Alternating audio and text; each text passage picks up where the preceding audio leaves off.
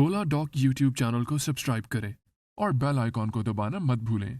अस्सलाम वालेकुम, मेरा नाम डॉक्टर हिरा नायाब है।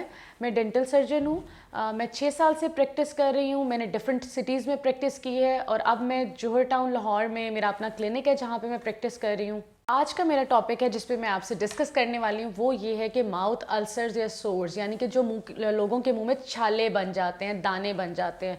तो ऐसी क्या रीजंस है जिसकी वजह से आपके मुंह में दाने बन जाते हैं और समटाइम्स वो बहुत पेनफुल होते हैं। पाकिस्तान के टॉप डॉक्टर्स के साथ अपॉइंटमेंट बुक करें, वो भी पेशेंट फीडबैक देखते हुए। लाखों लोगों की तरह पाकिस्तान के सबसे बड़े डॉक्टर नेटवर्क का फायदा उठाएं और आज ही ओला डॉक ऐप डाउनलोड करें। ओला डॉक, डॉक्टर का अपॉइंटमेंट आसानी से। अब इसकी मल्टीपल रीजंस हैं। नंबर 1, अगर आपकी ओरल हाइजीन अच्छी नहीं है, यानी कि आपने अपने मुंह की सफाई अच्छी नहीं रखी हुई, जिसकी वजह से आपके मसूड़ों में रेशा है या आपके दांतों में रेशा है, इन्फेक्शन है, जिसकी वजह से आपको अल्सर्स बन सकते हैं। नंबर 2, अगर आपका स्टमक अपसेट है, यानी कि अगर आपका मैदा ख़राब है तो उसकी वजह से भी आपके मुंह में छाले बन सकते हैं। उसके अलावा कोई हार्मोनल चेंजेस है आपके, या आपका स्ट्रेस ज़्यादा है, यानी कि जो लोग समटाइम्स अपसेट है या स्ट्रेस है, किसी परेशानी में है, उसकी वजह से भी आपके मुंह में छाले बन सकते हैं।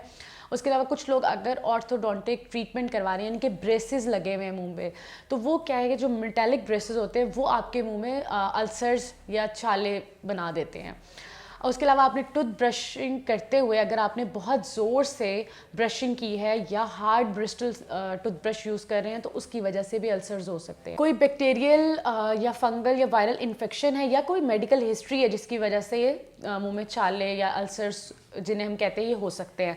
अब इसके क्या सिम्टम्स होंगे, मतलब आपको कैसे पता चलेगा? रेडनेस, रेड स्पॉट्स होंगे जो कि पेनफुल हो सकते हैं। बर्निंग सेंसेशन, यानी कि आपको ऐसे उसमें जलन फील हो सकती है। उसके अलावा टूथेक, अगर तो किसी स्पेसिफिक दांत के नीचे बना हुआ है तो आपके उस दांत में भी दर्द हो सकती है। बैड ब्रेथ, मुंह से स्मेल आना और स्वेलिंग, वहाँ पे स्वेलिंग यानी कि सूजन भी हो सकती है। तो अब मैं आपको कुछ टिप्स दूंगी जिन्हें आप फॉलो करके अपनी ओरल हाइजीन को बेटर कर सकते हैं और अवॉइड कर सकते हैं कि इन फ्यूचर आपको ये एफ्टस अल्सर ना बने। एक तो ये कि बहुत ज़्यादा स्पाइसी और एसिडिक फूड को अवॉइड करें, ठीक है। दूसरा ये कि हेल्दी वेल बैलेंस्ड डाइट लें, आप पानी ज़्यादा से ज़्यादा पिएं। इसके अलावा आप अपनी ओरल हाइजीन यानी कि अपने दांतों की सफाई का बहुत ख्याल रखें, अपनी ओरल हाइजीन को मेंटेन रखें। सिगरेट, पान, चालिया, ये चीज़ें अवॉइड करें।